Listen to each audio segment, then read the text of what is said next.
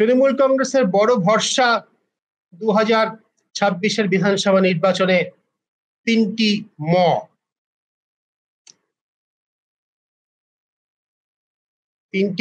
এক এক করে বলতে গেলে প্রথমত মহিলা, সব থেকে বড় তৃণমূলের ভরসা হচ্ছে মহিলা ভোট ব্যাংক। দ্বিতীয় হচ্ছে সংখ্যালঘু, যাতে বলা হয় বোঝাতে আমি মুসলিম বলছি, কারণ মুসলিমদের সংখ্যালঘু সংখ্যা, তারাই হচ্ছেন সংখ্যা লঘুদের মধ্যে, মানে অহিন্দুদের মধ্যে সব থেকে বড়, সে অর্থে মুসলিম। এবং মমতা ব্যানার্জি, এই তিনটি হচ্ছে তৃণমূলের, তিনটি হচ্ছে তৃণমূলের বড় ভরসা। মহিলা,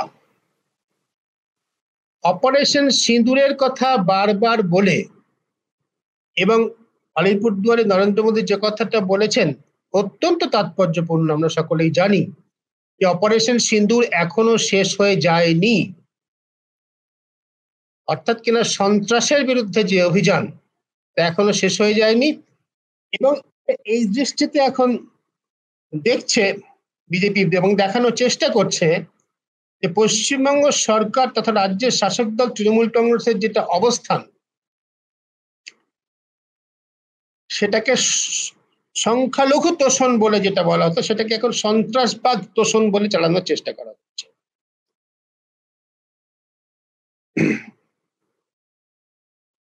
এ প্রসঙ্গে বিজেপি নেতাদের, এবং শুধু আমি দিল্লি থেকে আসা বা রাজ্যের বাইরে থেকে আসা নেতাদের কথাই বলছি না, যাদের তৃণমূল কংগ্রেস সহ বিরোধীরা পরিযায়ী পাখি বলে উল্লেখ করে, আমি শুধু তাদের কথাই বলছি না, আমি এ রাজ্যের বিজেপি নেতাদেরও আমি একটা প্রশ্ন আমার অনুষ্ঠানের মাধ্যমে করতে চাই, জানি না তাদের কানে পৌঁছবে কিনা বা তারা এটা ভাববেন কিনা।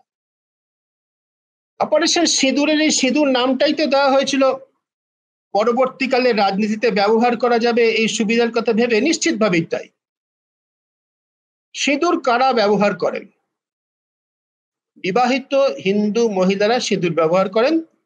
পহেলগামে যেহেতু সন্ত্রাসবাদীরা আক্রমণের সময় তারা বেছে বেছে হিন্দুদের মেরেছে, সেজন্যই অপারেশনের নাম দেওয়া হচ্ছে সিঁদুর, যাতে সেটা হিন্দু ভাবাবেগকে সারা দেশে প্রভাবিত করতে পারে এবং একই সঙ্গে মহিলা ভাবাবেগকে প্রভাবিত করতে পারে। নরেন্দ্র মোদী এবং অমিত শাহ ধারাবাহিকভাবে বৃহস্পতিবার ও রোববার যে কথাগুলো বলেছেন, মহিলাদের লক্ষ্য করে, মহিলা ভোটকে আকর্ষণ করার জন্য তারা বলেছেন। কারণ যে কোনো ভোটের স্ট্র্যাটেজিস্টের মতো, যে কোনো ভোটের অ্যানালিস্টের মতো তারাও জানেন যে পশ্চিমবঙ্গে মহিলা ভোটাররা, তাদের বিরাট অংশ তৃণমূল কংগ্রেস তথা মমতা ব্যানার্জির প্রতি কমিটেড নানা কারণে। সুতরাং শুধু হিন্দু ভোট একত্র করাই বিজেপির জেতার রসায়নের চাবিকাঠি হতে পারে না, তার সঙ্গে দরকার মহিলা ভোট। আমি যে প্রশ্নটা রাজ্যের বিজেপি নেতাদেরও করতে চাই, তারা কি লক্ষ্য করে দেখেছেন এত হিন্দু ছাড়া অহিন্দু মহিলারা তো সিঁদুর পরেন না? বুঝলাম অহিন্দু অর্থাৎ প্রধানত মুসলিম, তাদের কথাই হচ্ছে, যদি অন্য খ্রিস্টান বৌদ্ধ তারাও আছেন।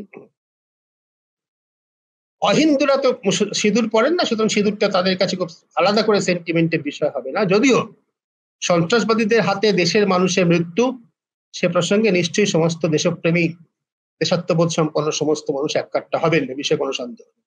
তো সিঁদুরটা আলাদা করে কোনো সেন্টিমেন্ট তাদের কাছে তৈরি করবে না। আমি ওই বিজেপি নেতাদের কাছে, আধুনিক বিজেপি নেতাদের কাছে প্রশ্ন করছি, তাহলে কি লক্ষ্য করে দেখেছেন যে পশ্চিমবঙ্গের অল্প বয়সী জনসংখ্যার মানুষ, তারাও কি সবাই সিঁদুর পরেন? বিবাহিত হিন্দু মহিলাদের কথা বলছি। সিঁদুর যে ভাবাবেগ উত্তর ভারতে বা পশ্চিম ভারতে তৈরি করতে পারে, তা কি পশ্চিমবঙ্গে পারবে? আমার ব্যক্তিগতভাবে গভীর সন্দেহ আছে। এখান থেকেই এই জায়গাটাতে আমি যেতে চাই, কেন পশ্চিমবঙ্গ এবং আরেকটি রাজ্য অবশ্যই তামিলনাড়ু বিজেপির পক্ষে অত্যন্ত গুরুত্বপূর্ণ। বিজেপি যে আগ্রাসী জঙ্গি জাতীয়তাবাদ,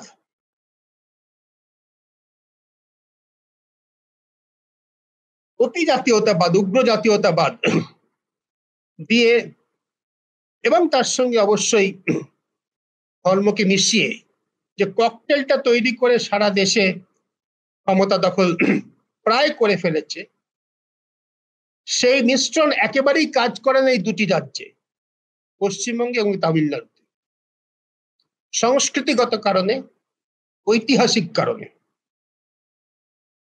পশ্চিমবঙ্গে কাজ করে না ঠিক যে কারণে এটি উত্তর ভারতে এবং পশ্চিম ভারতে খুব ভালো কাজ করে, এক্স্যাক্টলি একই কারণে এটা পশ্চিমবঙ্গে কাজ করে না।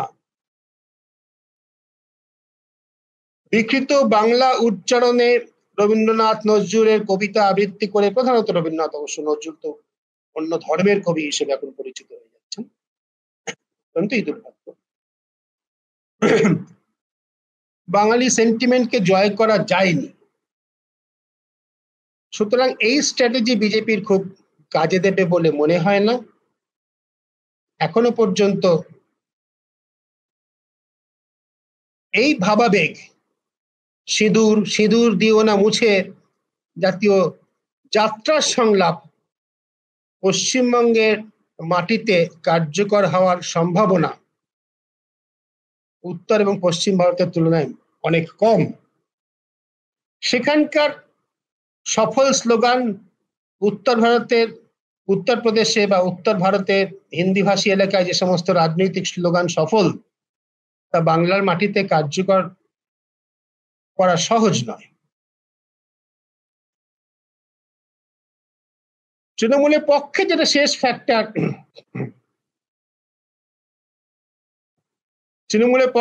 শেষ ফ্যাক্টর, সেটা হচ্ছে মমতা, শেষ অমিত শাহ নেতাজি ইন্ডোর স্টেডিয়ামের সভায় শুভেন্দু অধিকারীকে আমার বন্ধু বলে বর্ণনা করেছেন, বলেছেন শুভেন্দু উঠে দাঁড়ালে দিদি ভয় কাঁপতে থাকে। একথা ঘটনা, তো সত্যি অস্বীকার করা যাবে না।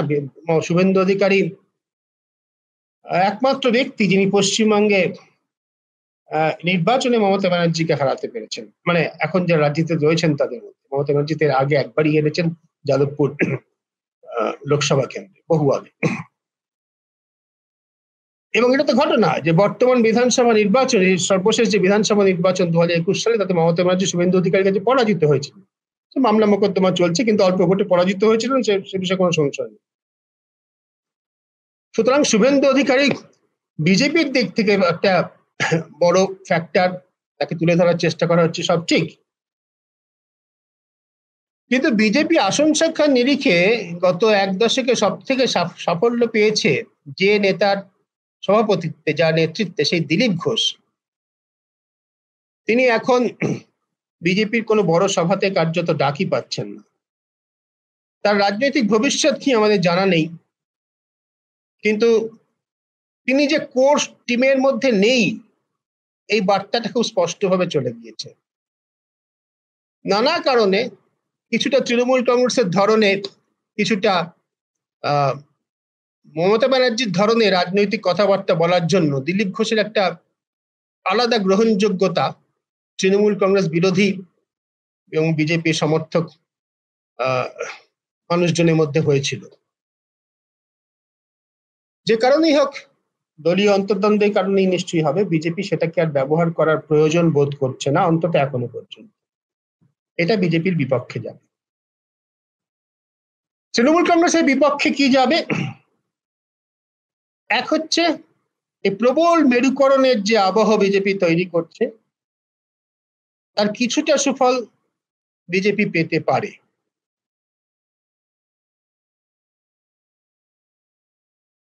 এই মেরুকরণকে যে জায়গায় নিয়ে যাওয়ার চেষ্টা করা হচ্ছে, যেখানে সন্ত্রাসবাদের বিরুদ্ধে যারা লড়াই করছেন, দেশের সশস্ত্র বাহিনী, তাদের বীর জ্ঞানে পুজো করা হচ্ছে, সেখানে পহেলগাঁও সন্ত্রাসের পর সেনা অভিযানে যখন ঝন্টু আলী শেখ নদিয়ার বাসিন্দা নিহত হলেন, সেখানে তার মৃতদেহের প্রতি সম্মান জানাতে বিজেপির কোন নেতাকে প্রকাশ্যে অন্তত দেখা যায়নি। এটা কি বার্তা বহন করে? এটা এই বার্তাই বহন করে যে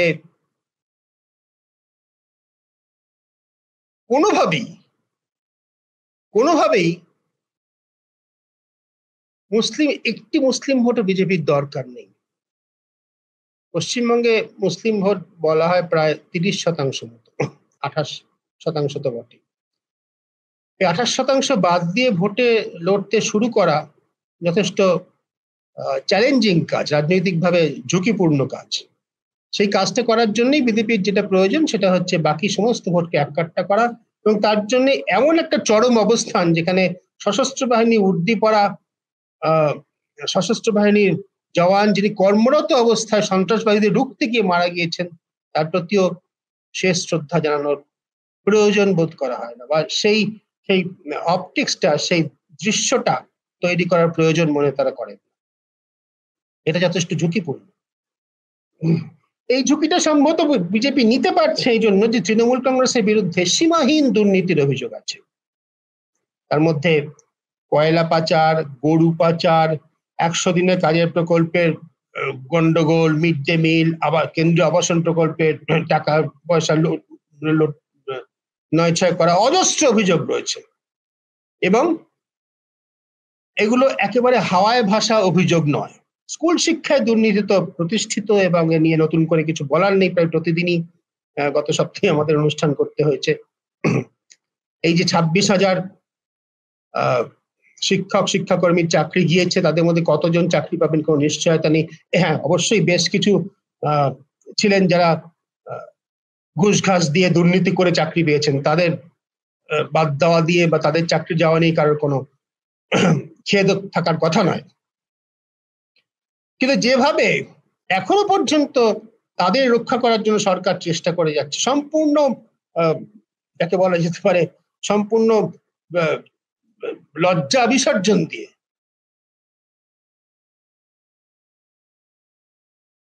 বিস্ময়কর ভাবে লজ্জা বিসর্জন দিয়ে যেভাবে এখনো তাদের বাঁচানোর চেষ্টা করা হচ্ছে, অন্য ডিপার্টমেন্টের চাকরি আছে ইত্যাদি ইত্যাদি,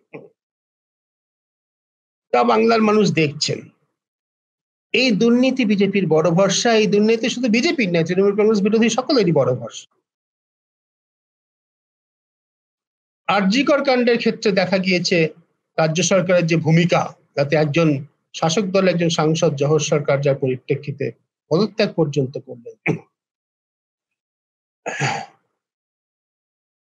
তা নিয়েও অন্তত শহরাঞ্চলের নাগরিক সমাজের মধ্যে যথেষ্ট প্রশ্ন রয়েছে। এই সমস্ত দুর্নীতি তৃণমূলকে তাড়া করে বেড়াবে একদম ভোটের শেষ লগ্ন পর্যন্ত।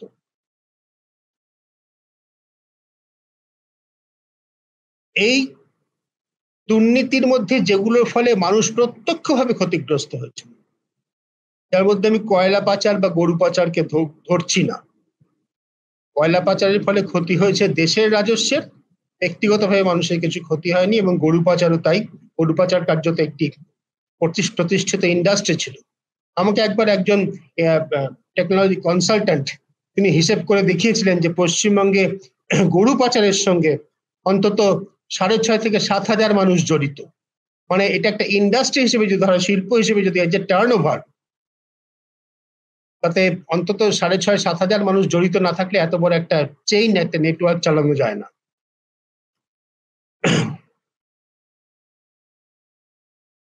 এগুলোর জন্য ভোটে খুব বেশি প্রভাব পড়বে এরকম মনে করার কোনো কারণ নেই। এই জাতীয় দুর্নীতি কখনো ভোটে প্রভাব ফেলে না। শেষ পর্যন্ত কিছু মানুষের শাস্তি হতে পারে, যেমন বিহারে হয়েছিল প্রাক্তন মুখ্যমন্ত্রী লালু প্রসাদ যাদব, এখনো পর্যন্ত তিনি শাস্তিপ্রাপ্ত ওই গোখাদ্য কেলেঙ্কারির জন্য, পশুখাদ্য কেলেঙ্কারির জন্য।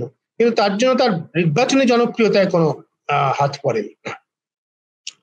নির্বাচনী জনপ্রিয়তায় হাত পড়বে সেই সমস্ত দুর্নীতির জন্য যেগুলো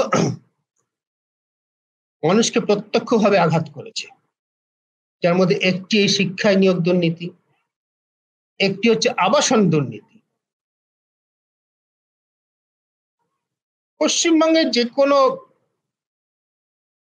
শহরে গেলে, জেলা শহরে গেলে বা গ্রামে গেলে একটু কান পাতলেই শোনা যায়